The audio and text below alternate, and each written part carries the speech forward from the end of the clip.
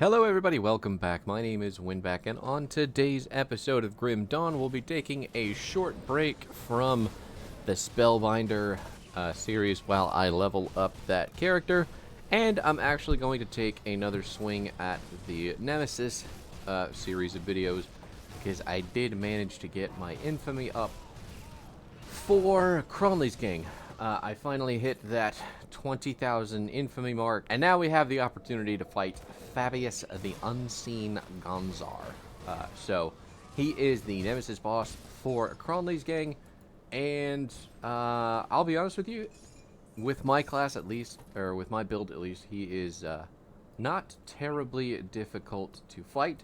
I can actually go into this fight with relatively little pre-game. I don't have to try very hard to win the fight. So it is a YouTube video though, so feel free to like, comment, subscribe your heart out, and we'll start looking through all these locations to find out where the big guy is. Now, the Four Hills are the first stop on the bandit checklist. This place has, I think it's 6 spawn locations for him, so that's in and of itself going to be the #1 place to look, because there is the most options to find him.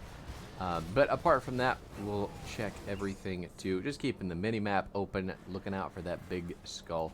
Fabius does have a big resistance to cold damage, and a also big resistance to, let's see, looks like piercing and fire. Not as big as his cold, but those other damage types aren't going to be a walk in the park like something that Aether or Bleeding would be.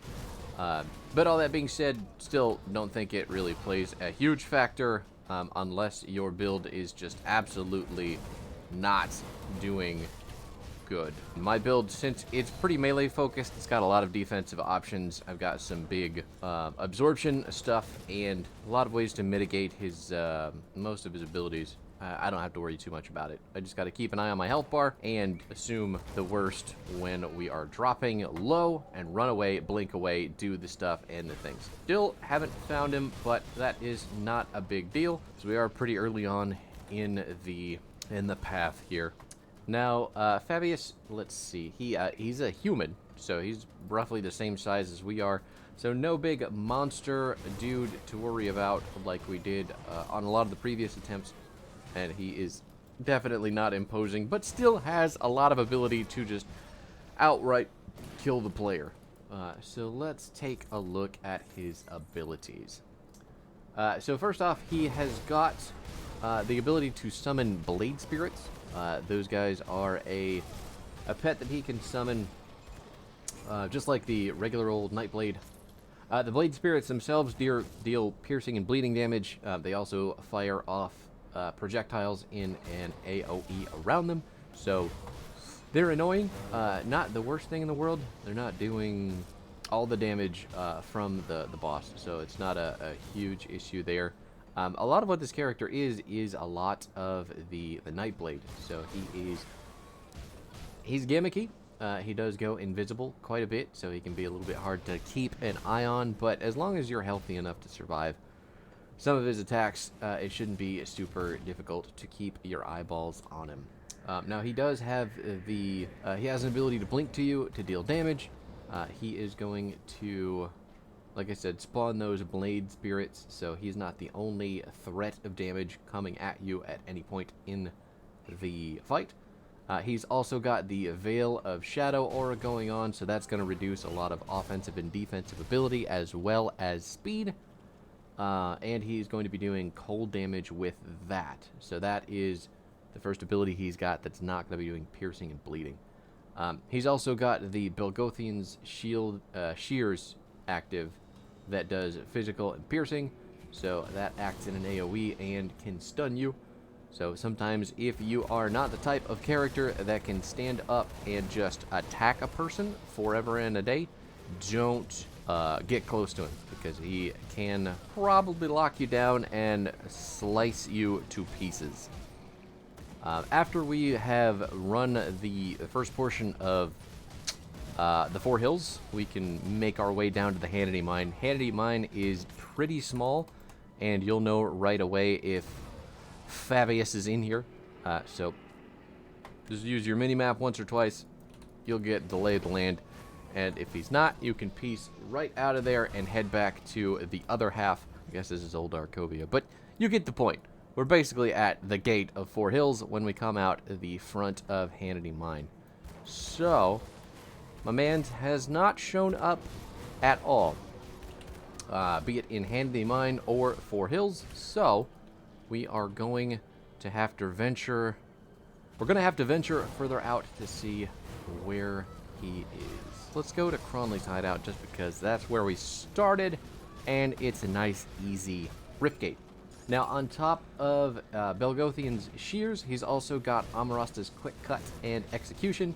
Both of those are attack modifiers that the Nightblade has, but they're going to be doing... Amarasta's Quick Cut is going to be doing physical and piercing damage, and Execution is going to do a 15% reduction to your health, as well as reducing your resistances and giving, doing physical and cold damage. It's going to hurt more the more that you stand there and let him hit you with it. So it does only have a % chance to activate, so as long as you're not letting him kill you, he shouldn't be able to. Now, the last thing that he can do that sticks right out to me is the Blade Barrier. So he can basically go invincible, but he is also completely immobile while using Blade Barrier. It lasts for 3 seconds. It's 100% damage absorption, and he is going to reflect 16% of that damage. So while he's doing that, he's also going to be doing piercing retaliation damage. There's been a couple times where I've been playing against him and I just don't feel like clicking around, but my build is, I mean, I really don't have to care if he is in Blade Barrier, so I'll just hold the mouse button down and go to town. But we have found him. You can check up there in the minimap in the top right. He is floating around. There he is. Fabius, the unseen Gonzar. But yeah, I want to make sure all of the other fuckers are dead, since I do have to do a little running around. So we just need to delete them real quick. Make sure our pneumatic burst is going. And as you can see, he is unseen. But we can still see him because we got a bunch of damage on him. Gonna start off with, he immediately Blade Barriered my Mark of Torment. I don't like it. But his Blade Spirits are gone now, and we could just trade blows. We have a lot of lifesteal on this build. We have a lot of defensive abilities, so a lot of stuff he could do to us is less effective.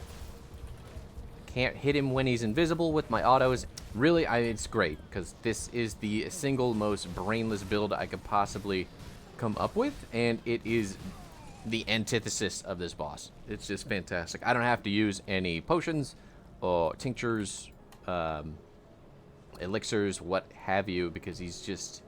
all he wants to do is fight, and all I want to do is fight, so it's a good old-fashioned hoedown. The shoulder guards here give you 3 to Fighting Spirit, Granado, and Word of Renewal. All of those are not any classes that I care about with this build, but his pauldrons do give me some points into stuff that I like. So 3 to Belgothian's Shears and 3 to Reaping Strike, as well as giving attack speed, piercing, and physical resistance. So those are really good stats with the exception of the damage. I don't need the piercing damage. I can now build the armor that I am wearing, the Dread Armor of Azragor, which is fantastic for this build, by the way. Doesn't give me perfect points into what I need, but the passive on it and the damage that it's doing is a chef's kiss.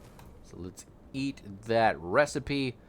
What else did he get? He gave us the Sigil, Belgothian's Sigil. Piercing damage again, Whirling Death, Shears. This is good stuff, again, for most Nightblade classes, but since we're mostly Necromancer with our damage on this build. All of this is, again, only if you're using this build.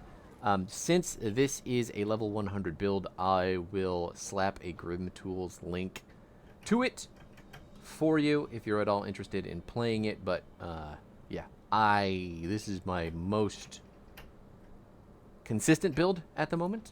So it's only got a couple things left that we can really improve upon, but As you've seen, if you've been paying attention to the videos with the Nemesis bosses, this is the one that I use to do all of them, and the only one that we failed so far is the beast boss, Kubacabra, which is a little bit sad, but at the same time, you know, I'm not going to lose any sleep over it, because that is a really difficult boss, period. But that is it for this video, guys. I know it was a pretty short one. If you need other locations for where Fabius can be found, let's see. So we started in Four Hills, went down to Hannity Mine, then checked Cronley's hideouts. Cronley's hideout is one of the other locations that has a lot of places for him to be. Arcovian Foothills would be next. There is a rift gate to that one, and then Arcovian Docks. And those are actually located just above the Twin Hills rift gate. You didn't know that this is here. It is indeed. This is the whole reason when you first play the game, you can't get across here because the bridge is out, so you have to go through the underground. But this is a nice little shortcut. So this is a location in which you can find Fabius, so don't forget to check this off your list if you are missing him still. Anyway, that is all food for thought for another time. Thank you again for hanging out. There you have it. Goodbye forever.